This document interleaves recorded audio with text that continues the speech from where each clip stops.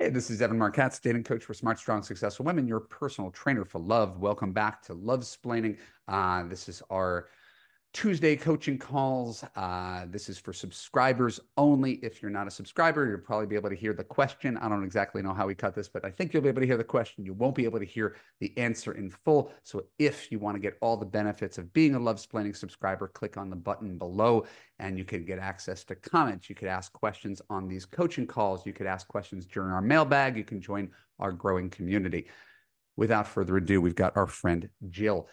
Jill and I have gone back and forth in the past in the comment section, I believe, and I am looking forward to hearing what she has to say today. Jill, would you be kind enough to say a little bit about yourself, name, age, where you live, what you do, and your dating status before we get to your question? Okay, great. That sounds wonderful. My name is Jill, and I live in the Washington, D.C. area, and I'm in an area of lots of transition. I'm a new empty nester, and I've been separated for 2 years, divorced about 2 months. Mhm. And my youngest child is a senior in college and just decided not to move back to the DC area. So Mhm. I am in flux in between. My career background was I was an international business development executive, and I have since pivoted and I do consulting work and coaching work as well. And Wow, you sound like one of my clients. How perfect. So, where are you today, just for the narrow scope of this conversation, and what would you like to talk about? What would you like to learn? Um, so I follow you avidly and I really appreciate all of your advice. And sometimes I'm doing something and I can hear you in my back voice, but I can hear your rules. I can hear you say, don't date long distance. I hear it all. And yet some of these situations happen. And I'm like, how does one possibly find a date once a week of somebody you actually want to spend time with? Or I hear myself saying, I'm not going out with that guy because they're not similar to X, Y, or Z. And I hear you in the background saying, just give them a chance. And so my question to you is really is really how you navigate this process when it feels like there's a lot of external constraints. So let's talk about what you perceive to be the external constraints, because we talked about it prior to airing. I don't know you, right? You know me better than I know you. So what do you say are the external constraints that are making this process more difficult? So, firstly, I want to thank you on, when you talk about what you do, I feel like that's me, that's me. I feel like, I want to date somebody similar to me in that, my level of education and financial success and independence and whatever that may be. Yeah. I had a unique experience because I met my ex-husband at 21 hiking in New Zealand, and we were worlds apart. Like there was nothing about us that was similar. And we were married for 30 years, I guess. And now this time around, I kind of don't want to go so different. And this time around, I kind of feel like I did that. I'm tired. And while we had a great relationship for a very long time, I would like to, find a person that has a similar lifestyle to me and just has just something in common. So, one of the things I've done is I am from the Boston area. And so I have an app for Boston, an app for DC.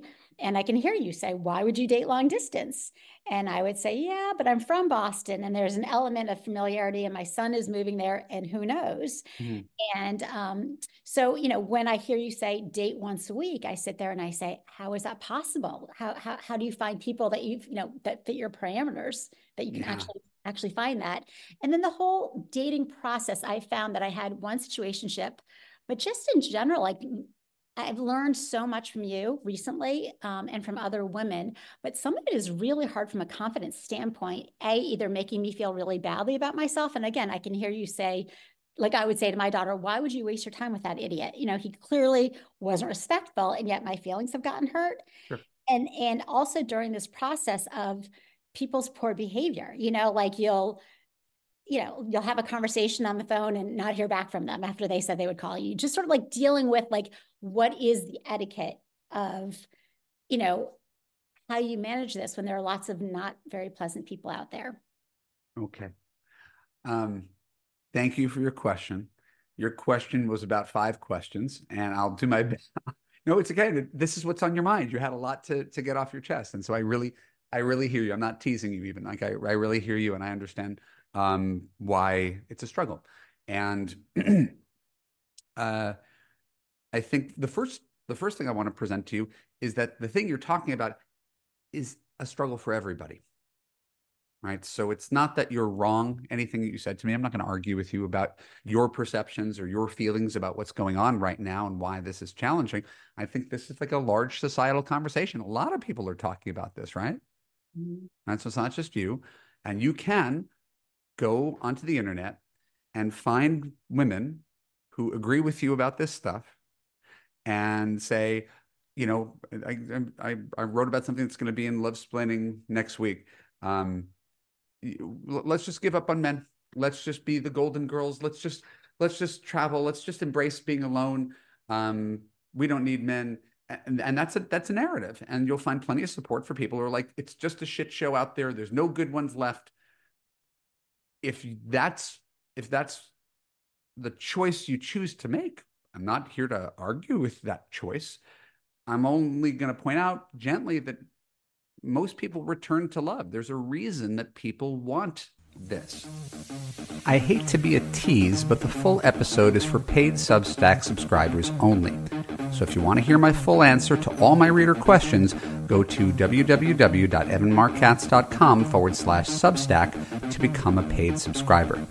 In addition to that, paid subscribers receive the ability to ask me questions and get coaching on my podcast, an advice column in which I answer your questions, a podcast in which I offer you live dating coaching, the ability to comment on all posts and join the dialogue in the Love Splaining community, and exclusive content that is unavailable to the general public. Just go to www.evanmarckatz.com/Substack to join for free and upgrade for all the bonus content. Thanks, and I look forward to seeing you in the Love Splaining community.